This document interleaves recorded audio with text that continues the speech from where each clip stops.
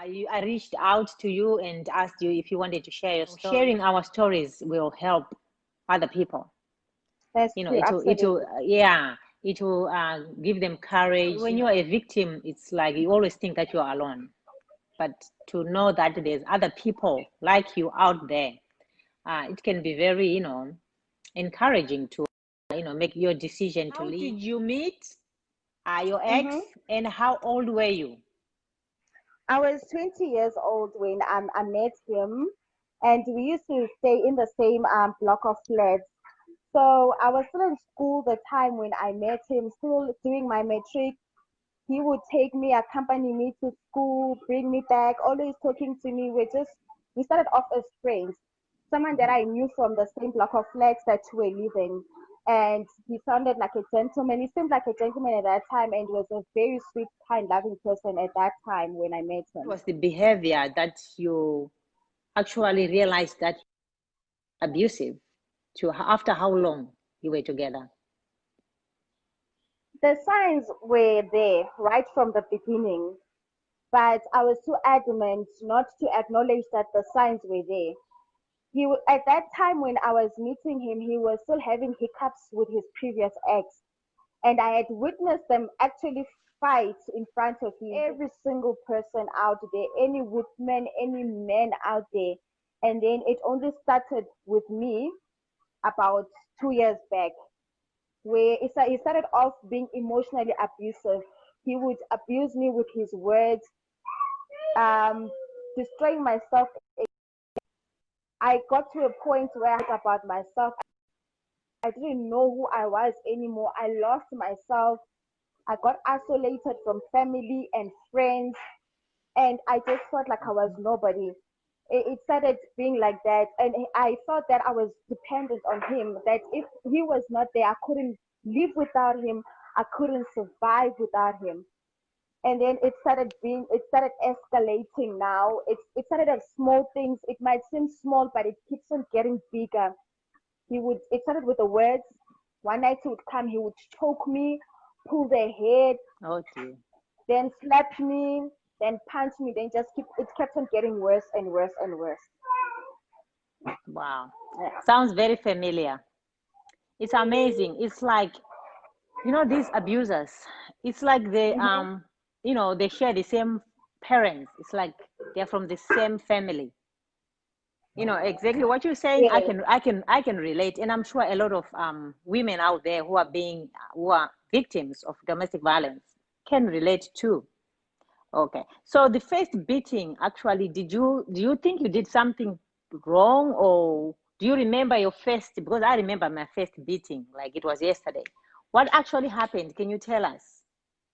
Oh yes. The first beating that I got, I remember I was pregnant with our son, which was our second born. We have two kids together, Mhm. and we were going through a very difficult time, especially financially, as we were both not. He was not employed at that time. I was working at that time, but it was hard to live on my salary alone, as he had included family members to come stay with us. While he could see that the financial situation that we were in couldn't allow us to accommodate extra people, as we on ourselves were not able to survive what I was providing alone. He exhorted me to go an extra mile to create miracles, well as I couldn't. And I remember him going out frustrated with the bills, as we were behind with rentals. It was very hard. And I remember that night very well. He went out to drink. He got home drunk, and I was fast asleep. I was heavily pregnant. I was 8 months pregnant by that time. Mhm. He got home and demanded me to make plans as to where I should get money, if it's myself to bring into the house to be able to pay the bills. I was supposed to do it. Hmm. I was already scared of him at that time, because it had already started off with small claps here and there, the hair pulling here and Mhm. there. But that night it got Mhm. into another level. At that night, he pulled me off it. He slapped me. I was pregnant. I cried. I screamed. but he didn't stop. I can still feel each and every punch on my face. I can still feel his words that he was saying. That was the Mm. beating had escalated to another level prior to me receiving slaps and chokes here and there, hair pulling. I do Right. remember that night. Right. Wow. So you said you have two children together. Yes, we do. We do. Yeah. It's like, how people say, why can't you just leave? Why can't you just leave? They don't understand because as a Never. victim, you are scared to death. And they threaten you. They might say, if you leave, you'll never see the children. I'll take the children away from you. Or they make sure that you don't have money, or, they just make it so difficult for you and scare you to the point that you, like you said, you actually believe that, without them, you are nothing.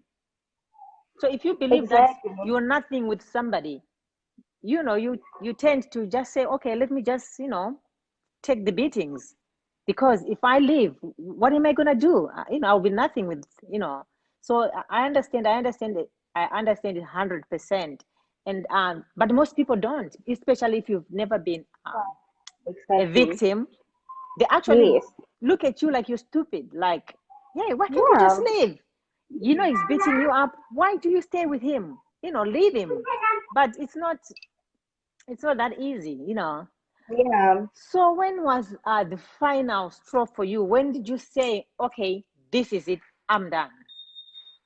Okay, the final show was last year in April.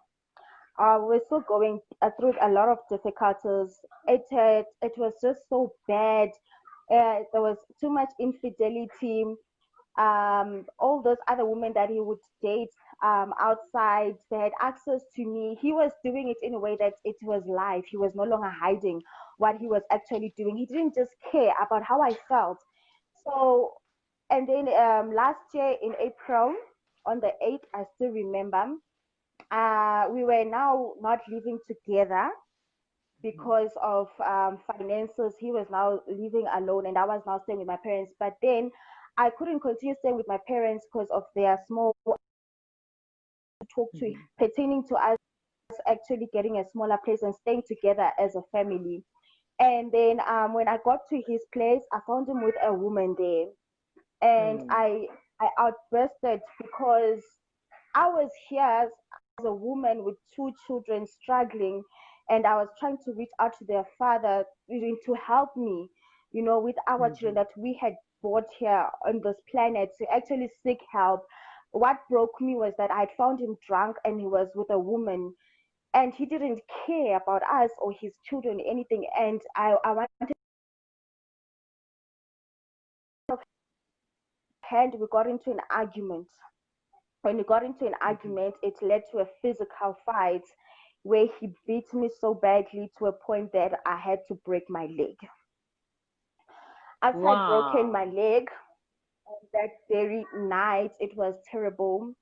He refused for me to get medical help in fear that I would open a police case against him that very night. Leg was terribly broken, Mm. and everybody was trying to help out to call the ambulance. He chased everybody out. So when everybody had witnessed the fight and they could see, because you could tell from outside that the leg was terribly broken, Mm. and everybody was trying to help out to call the ambulance, he chased everybody out and demanded everybody leaves us alone.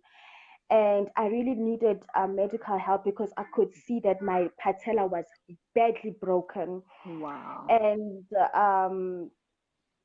he said, I can't let you go. You're gonna open a police case. I'm not letting you. He locked me in the house. I had to be there. And at that point, I told myself I would do anything just to get medical help, you know. And I remember that night, it was very, very terrible. When he locked me in the bedroom, I was there in the middle of the night. he had sex with me without my Wow. without With my a consent. broken leg. Yes, without my consent. There was no way I was going to like it. I didn't like it, but I just did it because I wanted him to do whatever it is that would please him at that point in time so that I could just get medical help. Right. He helped himself on me. He was happy, he was satisfied, but still it was not enough for him. He still didn't take me to hospital the next day. And then I had to swear to him that I made a promise to him that I would never, ever, ever open a police case against him, only if he could take me to hospital. As I was in pain, my leg had doubled in size. It I was can imagine. terrible. Yeah. Yes. And now it was late in the afternoon. I couldn't cry. When I'd cry in the middle of the night, he would command me to shut up because I was making noise. And I just had to hold it all in. I'd never cried so bitterly in my life. I cried that night to a point that tears could not come out. I Wow. didn't know whom to talk to. My phone had disappeared. I had no one to call. I didn't know what to do. Mm-hmm. Upon the next day, late in the afternoon, I made him thousand promises to say I would never, ever, ever get him arrested. Late in the afternoon, that's when he took me to hospital. When I got to hospital, the x-rays were done and the doctors were said, I just got there and told them I'd fallen on the stairs. I called my mom and father and I told them the same story. I had to stick to the story just in case someone would burst it out that no, I had been beaten up, and I didn't Mm-hmm. want that to happen because I still wanted to maintain a good image for him. Right. And anyways, I had made a promise to him that I wouldn't get him arrested because I Mm-hmm. needed medical help at that point in time. Right. Yes, I stayed in hospital for a month and a half. I had the first operation, which was not successful. And in my stay in hospital, he had never came to see me, to visit me or anything. Wow. And while in hospital, he would demand our son by that time was 5 months. He would demand me to actually look for money to actually buy diapers and milk for our son. Whilst he knew that I was on a hospital bed, there was no way I could look for money. He was the one out there. He had to look for money to take care of our son. But Mm-hmm. because it was my child, and I feel the pain of having to leave a 5-month old baby with a man. He was the one taking care. I would borrow money from friends and relatives and actually buy the stuff, bring them to hospital. And when I would ask him to actually come and collect the stuff in hospital, he would demand me to send him fuel money to Mm-hmm. come to hospital. Mind you, he couldn't even get a taxi. A taxi would cost only 6 rands. He would tell me that he doesn't have that 6 rand to get to hospital to collect the diapers for the baby. He would demand Wow. me to pour fuel into his friend's car. And it was at that point I realized no, enough is enough. Right. I can't take it anymore. In the 8 years that I had been with him, I also developed a heart problem, and it was so hard in hospital. My blood pressure was always high. They were kept on pumping me with pills, and I realized that one day I might die. If it's not from him, it might be from the heart problem that I have, and leave my children alone as orphans. It was that point in time I realized no, enough is enough. Enough is enough. Yeah. Enough is enough. Thank God, you were able to live, and now you Yes, are able to actually tell your story. He could have killed you. I mean, we hear about domestic violence victims getting killed all the time. So, exactly. yeah, I am really, really proud of you that, you got that courage um, to live, and, you are here to tell your story, and your kids still have their mom, which is good. Yes, Yeah, because most people, most women victims, we think that by staying, we are doing our children a favor. Not a healthy situation for a child to witness his or her mother being, beaten up, abused. Before you engage into a marriage with somebody, it's very important to find out the childhood of that partner. Problem. It's because of Yes, stress. It's all the stress that you were going through, mm, can cause all these illnesses. So anyway, yes. what would you like to tell if there's someone who is in an abusive relationship right now, or maybe some young girls? What advice would you give them about relationships? Like you mentioned red flags, they were there, but you Yes, kind of ignored them. that's true. So what can you tell them so that maybe they can be aware? What I can advise, especially young people, before you engage into a marriage with somebody, it's very important to find out the childhood of that particular person. Find out what kind of an environment that person grew up in, what kind of a home.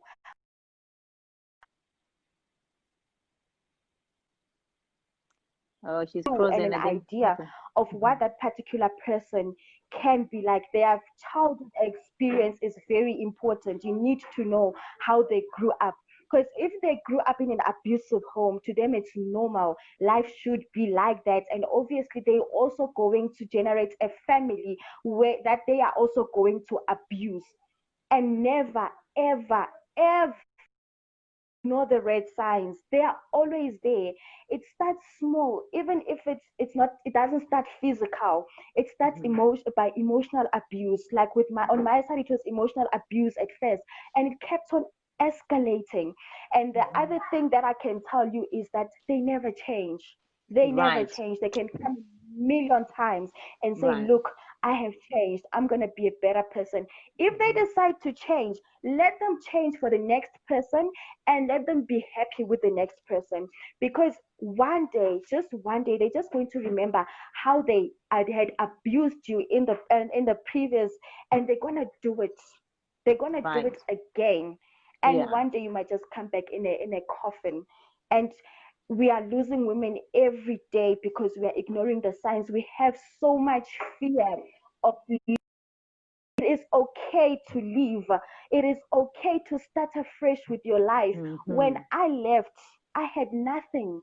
I took my bag of clothes with my children. I went to start afresh in a rural area, in a shack.